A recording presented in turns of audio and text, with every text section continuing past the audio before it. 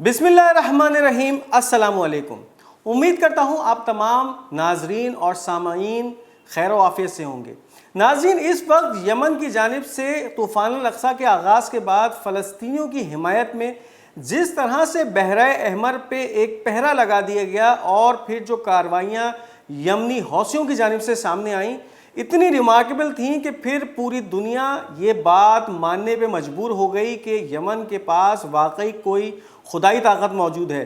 کس طرح وہ سپر پاور امریکہ اور برطانیہ جیسے سپر پاور سے مقابلہ کرتا رہا، نہ صرف مقابلہ کرتا رہا بلکہ بھرپور جواب دیتا رہا۔ اب جو چیزیں سامنے آ رہی ہیں، ایک ایسی خبر سامنے آئی ہے کہ اب یمن نے امریکہ کو گھٹنے ٹیکنے پہ مجبور کر دیا ہے۔ کیا معاملات ہیں، کیا واقعات ہیں، کیا خبریں ہیں، اس کو اس نیوز میں شامل کریں گے۔ ساتھ ساتھ آپ کو یہ بھی بتائیں گے کہ اس وقت پوری دنیا کے میڈیا آؤٹ لیٹس پہ ایک خبر جو ہے وہ سرخیوں میں آ رہی ہے، زینت بنی ہوئی ہے کہ ایران نے ایٹامک صلاحیت حاصل کر لی ہے۔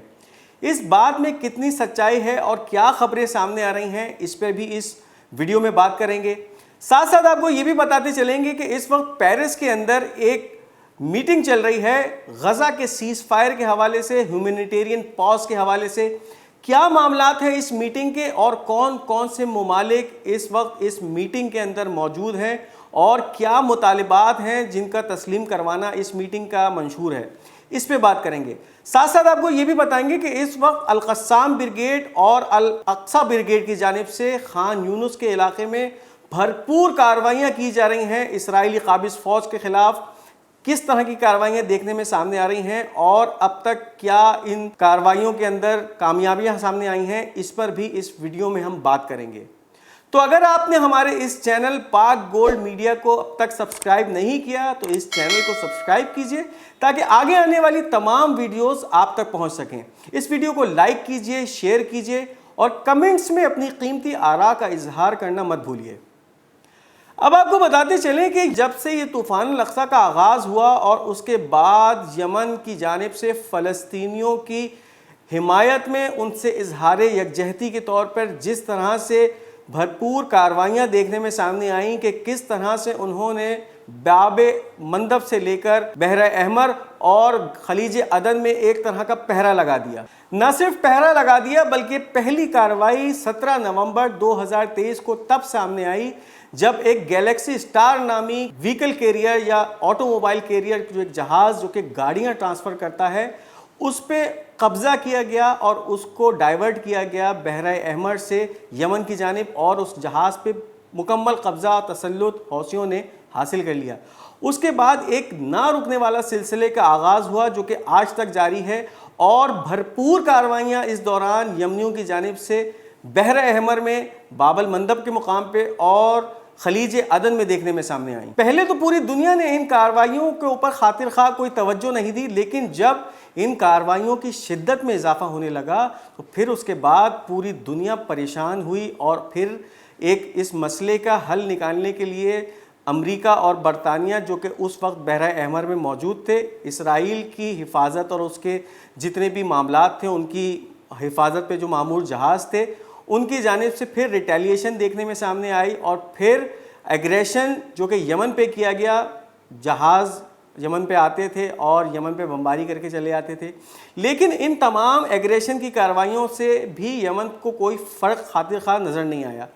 یہ جو جہازوں کے خلاف کارروائیاں تھیں ان میں ایک تو بھرپور تعداد میں اضافہ ہونے لگا اور اس کے بعد ان جہازوں کو چن چن کے نشانہ بنانا شروع کر دیا یمن نے کہ یا تو وہ اسرائیل جا رہے ہوتے تھے یا برطانیہ یا امریکہ سے تعلق رکھنے والے وہ کمرشل جہاز جو اس باب مندب سے گزر کے بحیرہ احمر کی طرف یا بحیرہ احمر سے گزر کے خلیج عدن کی طرف آ رہے ہوتے تھے ان کے اوپر بھرپور کارروائیوں کا ایک آغاز کر دیا۔ شروع میں یہ شور مچا کہ ایران اس وقت ان یمنی حوثیوں کی مدد کر رہا ہے، ان کو اسلحہ فراہم کر رہا ہے۔ اچھا، اس میں ایک بڑی زبردست چیز جو دیکھنے میں سامنے آئی وہ یہ تھی کہ ایران کا اب تک کا جو بھی میزائل سسٹم تھا یہ پوری دنیا سے مخفی تھا اور چھپا کے رکھا گیا تھا اور پوری دنیا کو اندازہ ہی نہیں تھا کہ اس وقت ایران کے پاس جو ٹیکنالوجی، چاہے وہ میزائل ٹیکنالوجی ہو یا چاہے وہ ڈرون ٹیکنالوجی، اس وقت ڈرون ٹیکنالوجی کے اندر جس طرح ایران دنیا کے اندر سر فہرست آتا جا رہا ہے، وہ دنیا کو پتہ ہی نہیں تھی کہ اس وقت ایران کے پاس ہے کیا۔ اب جب ایران نے یہ اپنا تمام میزائلز، بیلسٹک میزائل ہوں، اس میں کروز میزائل ہوں، اس کے اندر ڈرونز ہوں، یہ جب حوثیوں کو دیے اور حوثیوں نے ان کا استعمال بحر احمر میں شروع کیا، تو پھر دنیا کی آنکھیں کھلنا شروع ہوئیں کہ کیا چیز استعمال کی جا رہی ہے بھائی، اور کس طرح سے یہ حملے کیے جا رہے ہیں کہ جو کہ رکنے کا ایک تو نام نہیں لے رہے، اور ان کی جو افادیت ہے یا ان کی جو ایکوریسی ہے وہ اتنی زیادہ ہے کہ جب بھی نشانہ بنایا جاتا ہے وہ 100% ہٹ ہوتا ہے۔ دوسری جانب جو ڈسٹرائرز اور وار شپس اس وقت موجود تھیں بحر احمر میں امریکہ اور برطانیہ کی، ان کی جانب سے حملے کیے جاتے رہے، انٹرسیپٹ کیا جاتا رہا ان میزائلوں کو، لیکن اس میں بھی کوئی خاطر خواہ کامیابی دیکھنے میں نہیں آئی۔ جتنے میزائلز یمن سے لانچ کیے جاتے تھے ان جہازوں پہ، ان میں سے چند میزائل ایسے ہوتے تھے جن کو یہ امریکی برطانوی ڈسٹرائرز تباہ کر سکتے تھے، لیکن اس کے باوجود بہت زیادہ تعداد ایسی تھی جو کہ اپنے ہدف کو نشانہ بنانے کے لیے ان جہازوں تک پہنچ جاتی تھی، نہ صرف پہنچ جاتی تھی بلکہ ان جہازوں کو نشانہ بھی بناتی تھی، یا تو ان کو کورس تبدیل کرنے پہ مجبور کر دیتی تھی، یا پھر ان کو اس جگہ سے مکمل طور پہ بھاگنے پہ، فرار ہونے پہ مجبور کر دیتی تھی۔ اب جو چیزیں سامنے آ رہی ہیں اس میں ایک تو چیز یہ سامنے آئی کہ ایک طرف ایران کا میزائل سسٹم پوری دنیا پہ آشکار ہو گیا، اس کی افادیت بھی پوری دنیا پہ آشکار ہو گئی، اور ایران نے ایک طرف تو پوری دنیا کو یہ واضح پیغام دے دیا کہ ہمارے پاس ایسی میزائل ٹیکنالوجی موجود ہے جو کہ دنیا جس کو سمجھتی ہے کہ جس کی کوئی وقت، کوئی حیثیت نہیں، لیکن ان حملوں کے بعد اس میزائل ٹیکنالوجی نے پوری دنیا میں اپنا چرچا کرنا شروع کر دیا۔ اور اب آپ اندازہ لگائیے کہ یہ تو صرف وہ میزائل تھے جو کہ یمن کو ایران کی جانب سے دیے گئے تھے کہ تم لڑو، ہم بھیج رہے ہیں۔ اب آپ اندازہ لگائیے کہ وہ میزائل جو کہ خود ایران کے پاس اپنے دفاع کے لیے موجود ہیں وہ کتنے طاقتور ہو سکتے ہیں۔ اس کا مشاہدہ ایران کی جانب سے پہلے بھی دیکھنے میں آیا کہ جب ان کی جانب سے عراق کے اربیل شہر پہ ایک حملہ کیا گیا بیلسٹک میزائل خیبر شکن نامی، اور اس میزائل نے پن پوائنٹ ایکوریسی کے ساتھ جا کے ایک گنجان آباد علاقے کے اندر ایک ہی رہائشی عمارت کو نشانہ بنایا اور اس کو بھرپور طریقے سے تباہ کر دیا، باوجود اس کے کہ وہ ایک گنجان آباد علاقے میں رہائشی عمارت تھی اور آس پاس بہت ساری عمارتیں موجود تھیں، لیکن جس عمارت کو نشانہ بنانا تھا اسی کو نشانہ بنایا گیا۔ اس کے بعد دنیا کی آنکھیں کھلیں کہ ہاں بھائی ایران کے پاس کچھ ایسی ٹیکنالوجی موجود ضرور ہے جو کہ اب تک اس نے دنیا سے چھپا کے رکھی ہوئی تھی، اور اس کی جو کارکردگی، اس کی جو ایفیشنسی ہے وہ بہت زیادہ ہے۔ یہ تمام وہ چیزیں تھیں جس کے بعد امریکہ کی اس مشرق وسطیٰ میں جو موجودگی تھی وہ ڈگمگانے لگی، اور امریکہ کو بھی اب پھر یہ احساس ہو گیا کہ نہیں، اس وقت جو مشرق وسطیٰ کے حالات ہیں اس کے اندر اب میری سپرمیسی ختم ہوتی جا رہی ہے، میری اجارہ داری اب ختم ہوتی جا رہی ہے، اور ایران اس وقت مشرق وسطیٰ کے اندر ایک بھرپور قسم کا سپر پاور بن کے سامنے آتا ہوا نظر آ رہا ہے۔ اب آپ کو یہ بتاتے چلیں کہ اس وقت جو بہت زبردست پیش رفت سامنے آئی ہے وہ کیا ہے۔ حوثیوں کے ان تمام حملوں کے بعد اب امریکی آفیشلز بائیڈن ایڈمنسٹریشن کی جانب سے جو خبریں اور جو بیان سامنے آ رہے ہیں اس کی طرف لیے چلتے ہیں آپ کو۔ اب یہ امریکن نیوز ادارہ CNN ایک خبر دکھا رہا ہے کہ American officials the Biden administration is facing difficulty in how to increase pressure on Houthis. اب آپ اندازہ لگائیے کہ امریکہ کی جانب سے یمن پہ تابڑتوڑ کارروائیاں کر کے، حملے کر کے، ان کے اوپر جارحیت دکھا کے، وہ بھی کر کے دیکھ لیا گیا، لیکن اس کا کوئی خاطر خواہ نتیجہ سامنے نہیں آیا، بلکہ اس کے برعکس یمنیوں کی جانب سے پھر جو کارروائیوں کا ایک دائرہ کار مرچنٹ نیوی کے جہاز یا کارگو شپس تک تھا وہ پھیل کر پھر اس نے امریکہ اور برطانیہ کے ڈسٹرائرز کو نشانہ بنانا شروع کر دیا ایک طرف۔ گزشتہ ہفتے ایک خبر سامنے آئی کہ کس طرح سے HMS ڈائمنڈ نامی ایک برطانوی ڈسٹرائر کو بھاگنے پہ مجبور کیا گیا خلیج عدن سے، جب حوثیوں کی جانب سے اس پہ لاتعداد بیلسٹک میزائلز داغے گئے، جس سے اس کا میزائل سسٹم اور رڈار سسٹم مکمل طور پہ ناکارہ ہو گیا، اور جب اس کی صلاحیت ہی ختم ہو گئی کہ کسی آنے والے میزائل کو وہ انٹرسیپٹ کر سکے، تو پھر اس نے بحر احمر سے بھاگنے میں ہی اپنی عافیت سمجھی۔ اب جو تازہ ترین خبریں سامنے آئیں کہ اس کے بعد امریکن ڈسٹرائرز پہ 2 دفعہ حملے کیے گئے اور 2 دفعہ ان کو نقصان پہنچایا گیا بحر احمر میں۔ تو یہ وہ کارروائیاں تھیں کہ جس کے بعد یہ تمام چیزیں سامنے آنے لگیں کہ اب امریکن ایڈمنسٹریشن حوثیوں سے خوفزدہ بھی ہے اور پریشان بھی ہے، اور اب وہ یہ باتیں سوچنے پہ مجبور ہوتے جا رہے ہیں کہ ان حوثیوں سے اب کس طرح نپٹا جائے۔ نہ فورس کے طریقے سے نپٹا گیا، جارحیت دکھا کے بھی دیکھ لی، ٹیبل ٹاکس کی تو بات ہو نہیں سکتی، لیکن اب جو چیزیں سامنے آ رہی ہیں، ہو سکتا ہے آنے والے وقتوں میں حوثی امریکیوں کو اس بات پہ مجبور کریں کہ اسرائیل کے اندر جنگ بندی کرو، نہیں کرو گے تو پھر پوری دنیا کا جو اس وقت ایک ٹریڈ روٹ بحر احمر سے جو گزرتا ہے اور سوئز کینال سے ہوتا ہوا یورپ جاتا ہے، اس پہ ہم قبضہ کر کے رکھیں گے، اور پھر کسی جہاز کو یہاں سے گزرنے کی اجازت نہیں ہوگی، بالخصوص وہ جہاز جو کہ اسرائیل تک جا رہے ہوں یا امریکہ، برطانیہ اور اسرائیل سے ڈائریکٹ ان کا تعلق ہو، کوئی ایسا انسان جو کہ اسرائیل کے اندر رہنے والا باشندہ ہو وہ ان جہازوں کو اون کرتا ہو،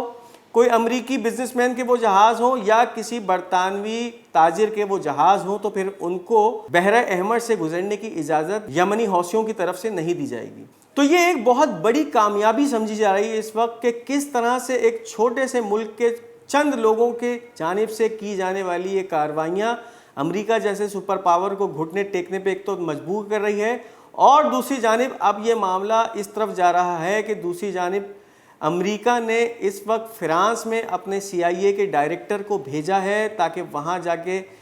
معاملات سیٹ ہوں اور سیز فائر کی طرف یہ معاملہ جائے، ہیومینیٹیرین پاز کی طرف یہ معاملہ جائے، اور اب فلسطین کے اندر جس طرح سے لوگ کسمہ پرسی کی زندگی گزار رہے ہیں اور ایسے حالوں میں رہنے پہ مجبور ہیں کہ جس میں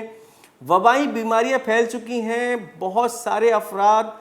بھوک اور افلاس کی زندگی گزار رہے ہیں، کھانے کے لیے کچھ نہیں ہے، صاف پینے کا پانی نہیں ہے، یہ تمام چیزوں کی اب فراہمی غزہ کے لوگوں کو ہوتی دکھائی دے رہی ہے۔ اگر یہ تمام معاملات اب سیٹ ہو جاتے ہیں تو پھر کچھ عرصے کے اندر یہ تمام چیزیں دیکھنے میں سامنے آئیں گی کہ پھر جو رفح بارڈرز تھے، اس وقت بہت بڑی تعداد میں جو امداد مصر اور رفح کے بارڈر پہ موجود ہے، پھر ان کا داخلہ رفح کے اندر ہونا شروع ہوگا، اور پھر ایک جو کرائسس ہے ہیومینیٹیرین کرائسس،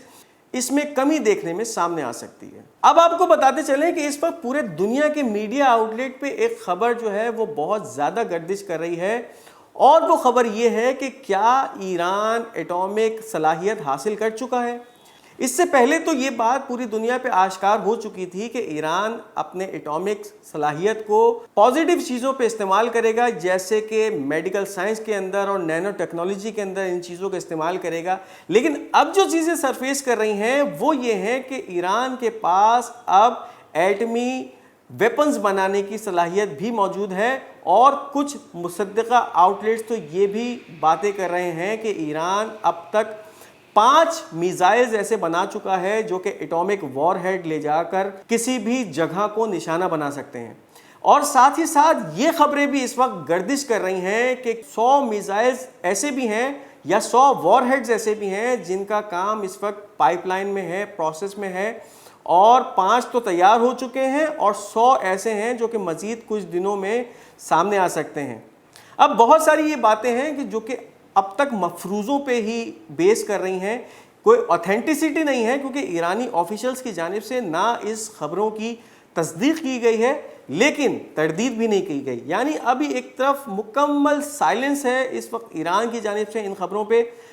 کسی بھی قسم کا بیان سامنے نہیں آ رہا ہے کہ ان خبروں میں کتنی سچائی ہے، یا صرف ایک ہوکس ہے جو کہ اس وقت ویسٹرن میڈیا کی جانب سے ایران کے اوپر ایک طرح سے پریشر بنانے کے لیے یا کسی بھی دوسرے مقاصد کے لیے دیکھنے میں سامنے آ رہا ہے۔ اب آپ کے سامنے ایک سوال ہے کہ کیا واقعی ایران ایٹامک پاور بن چکا ہے؟ اس وقت جس بلاک میں ایران موجود ہے اس میں چائنا اور رشیا جیسے ممالک ہیں، اور یہ دونوں ممالک ایٹامی صلاحیت رکھنے والے ممالک میں شمار ہوتے ہیں۔ تو اب ہو سکتا ہے کہ ایران نے بھی یہ ٹیکنالوجی حاصل کر لی ہو اور ان خبروں میں کچھ نہ کچھ سچائی ضرور ہو۔ دیکھنا یہ ہے کہ کیا اب ایرانی آفیشلز کی جانب سے واقعی باضابطہ طور پہ ان خبروں کا کوئی جواب دیا جاتا ہے، چاہے وہ ان خبروں کی تصدیق میں ہو یا پھر ان کی تردید میں سامنے آئے۔ دیکھنا یہ ہے کہ اب ایرانی آفیشلز ان خبروں پہ کیا جواب دیتے ہیں۔ اب آپ کو اس کے ساتھ ساتھ بتاتے چلیں کہ اس وقت پیرس کے اندر ایک میٹنگ ہو رہی ہے جو کہ غزہ کے اندر ہیومینیٹیرین پاز کے حوالے سے ایک ایسا وقفہ جو کہ جنگ کے دوران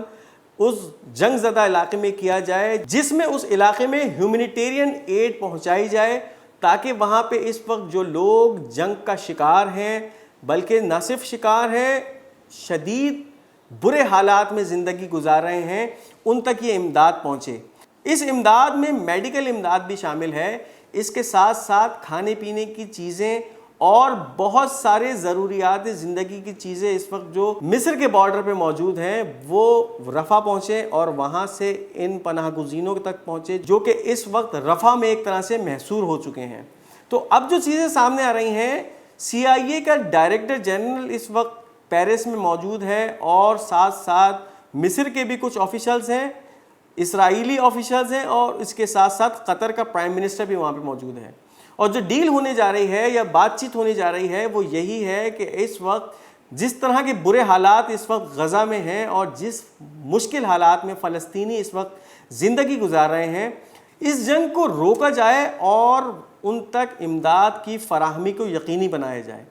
آپ کو بتاتے چلیں کہ یہ وہ تمام واقعات ہیں جو کہ اب اسرائیلی وزیر اعظم نتن یاہو پہ کیے جانے والے امریکی دباؤ اور ساتھ ساتھ اس وقت جو وہاں کا انٹرنل پریشر ہے جو کہ عام اسرائیلی عوام ہے، وہ اب نتن یاہو پہ پریشرائز کرنا اس نے شروع کر دیا ہے، اور ان کا جو مطالبہ ہے وہ یہی ہے کہ رفح پہ آپریشن کرنے سے پہلے 1000 بار اس بات کو اپنے ذہن میں رکھ لینا کہ اگر یہ آپریشن ہوتا ہے، پھر جو قیدی اس وقت حماس کی قید میں موجود ہیں ان کی زندگیوں کی ضمانت پھر کوئی نہیں دے گا۔ ہو سکتا ہے کہ پھر اسرائیل کے انہی حملوں کے اندر وہ قیدی مارے جائیں، اس بمباری میں مارے جائیں، اور پھر اس کا جواب دے نتن یاہو ہوگا۔ تو اب جو حالات سامنے آ رہے ہیں کہ نتن یاہو کی جانب سے ایک پروپوزل پیش کیا گیا ہے کہ ہم غزہ کو ہیومینیٹیرین پاز دیں گے، وہاں ڈی ملٹرائزیشن کریں گے، اور ایک لوکل گورنمنٹ کا قیام اس وقت عمل میں لایا جائے گا غزہ کے اندر، جو کہ وہاں کے لوکل فلسطینی ہوں گے وہ اس حکومت کو چلائیں گے۔ لیکن ساتھ ساتھ ایک عجیب سی شرط بھی رکھی گئی ہے، اور وہ یہ ہے کہ یہ جو سسٹم ہوگا ڈی ملٹرائزیشن کا، یہ مکمل سسٹم نہیں ہوگا، کچھ نہ کچھ فوج امن و امان برقرار رکھنے یا دہشت گردی برقرار رکھنے کے لیے فلسطین میں موجود رہے گی۔ یہ ایک ایسا پوائنٹ ہے کہ جس پہ ابھی تک دونوں فریقین، جس میں حماس کے فریقین بھی شامل ہیں، ان کی جانب سے ابھی تک اس کو جو ہے وہ مانا نہیں گیا ہے، اس کی مخالفت اب تک سامنے آ رہی ہے، اور ہو سکتا ہے کہ یہی ایک ایسا مدعا ہو جس کی وجہ سے یہ ڈیل کینسل بھی ہو سکتی ہے۔ تو ایک طرف تو یہ معاملہ ہے کہ کس طرح سے امریکہ حوثیوں کے مطالبات اب تسلیم کرنے پہ مجبور ہو گیا ہے، اور اب اس کی جانب سے اسرائیل کو پریشرائز کیا گیا ہے کہ اس غزہ کے معاملے میں جنگ بندی سے کام لو۔ دوسری جانب اس وقت جو غزہ کے اندر کی کارروائیاں ہیں وہ شدت پکڑتی جا رہی ہیں، اور بہت جو بڑی کارروائی اس وقت سامنے آئی ہے کہ القسام بریگیڈ کی جانب سے جو کارروائیاں اس وقت خان یونس کے علاقے میں کی جا رہی ہیں، بڑی ہیوی مشین گنوں کا استعمال کیا جا رہا ہے، اور اسی کے ساتھ ساتھ اینٹی ٹینک گنوں کا استعمال اور اینٹی ٹینک میزائلوں کا استعمال کیا جا رہا ہے، اور ایک شدید اور گھمسان کی لڑائی اس وقت مشرقی خان یونس کے علاقے میں جاری ہے۔ اسی کے ساتھ ساتھ یہ ایک جگہ کا محاذ، اور اب جو الاقصی بریگیڈ ہے اس کی جانب سے جو کارروائیاں وہ بھی خان یونس کے ہی علاقے میں ہیں، لیکن وہ العمل کا جو ان کا ایریا ہے، خان یونس کا العمل ایریا، اس میں یہ کارروائیاں ہیں، اور یہ بھی گھمسان اور شدید لڑائیاں ہیں جو کہ اس وقت قابض اسرائیلی فوجیوں کے درمیان اور مزاحمتی تحریک، چاہے وہ القسام بریگیڈ ہو یا الاقصی بریگیڈ ہو، ان کی جانب سے اس وقت خان یونس کو شدید قسم کا میدان جنگ بنا دیا گیا ہے، اور بہت زبردست کارروائیاں اس وقت سامنے آ رہی ہیں جو کہ مجاہدین کی جانب سے کی جا رہی ہیں۔ آپ کو اندازہ ہوگا کہ یہ 140 دن کی جو جنگ ہے، اس کے بعد اسرائیلی فوجیوں کا مورال بہت حد تک گر چکا ہے، اور اب ان کو دن میں بھی موت کے فرشتے نظر آتے ہیں۔ یعنی اب ان کی حالت یہ ہے کہ بہت سارے تو ایسے ہیں جو کہ دماغی مریض ہو چکے ہیں، نفسیاتی مریض ہو چکے ہیں، اور ان کو ہر وقت حماس کے مجاہدین فرشتوں کے یا موت کے فرشتوں کی شکل میں نظر آتے ہیں۔ تو اب یہ جو کارروائیاں اس وقت تازہ ترین سامنے آئی ہیں، خان یونس کا علاقہ اس وقت شدید میدان جنگ کا منظر پیش کر رہا ہے، اور بہت زبردست گھمسان کی لڑائی اس وقت وہاں جاری ہے مجاہدین اور قابض اسرائیلی فوج کے درمیان۔ اور اس میں اب تک جو تازہ ترین خبریں سامنے آ رہی ہیں اسرائیلی فوج کو کافی جانی اور مالی نقصان اٹھانا پڑا ہے اس میں۔ تو یہ تھا آج کا ہمارا منظرنامہ۔ امید کرتے ہیں کہ آپ کو یہ منظرنامہ پسند آیا ہوگا۔